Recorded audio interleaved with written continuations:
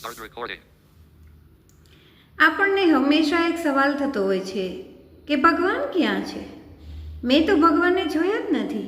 હા, સાચી વાત છે, ભગવાનને નથી જોયા, પણ જો આપણે એક ડોકિયું કરીએ ને તો ભગવાન આપણને દરેક જગ્યાએ દેખાય છે. શ્રી કૃષ્ણ ભગવાનને ગોપીઓ ક્યાં શોધતી હતી? જ્યાં જે પરિસ્થિતિમાં જે જગ્યાએ પોતાને દુઃખ પડે ને તે દરેક જગ્યાએ. ગોકુળની ગલીઓમાંથી તો શ્રી કૃષ્ણ ભગવાન ક્યારનાય જતા રહ્યા હતા, પણ ગોપીઓને મન તો ભગવાન પોતાના હૃદયમાં જ હતા. ભગવાન તો ભાવના ભૂખ્યા છે. આપણે જો લૌકિક સુખમાં એટલા ડૂબ્યા ન હોત ને તો ભગવાન આપણને દરેક જગ્યાએ દેખાતા હોત.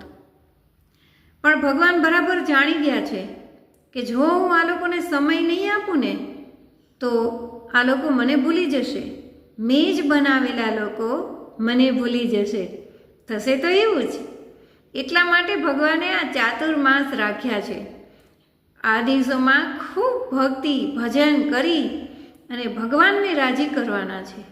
તો ચાલો આપણે પણ આ 4 દિવસ મહિનામાં 4 દિવસ જેટલી ભક્તિ પણ જો કરીએ ને તો આપણો ભેડો સફળ છે.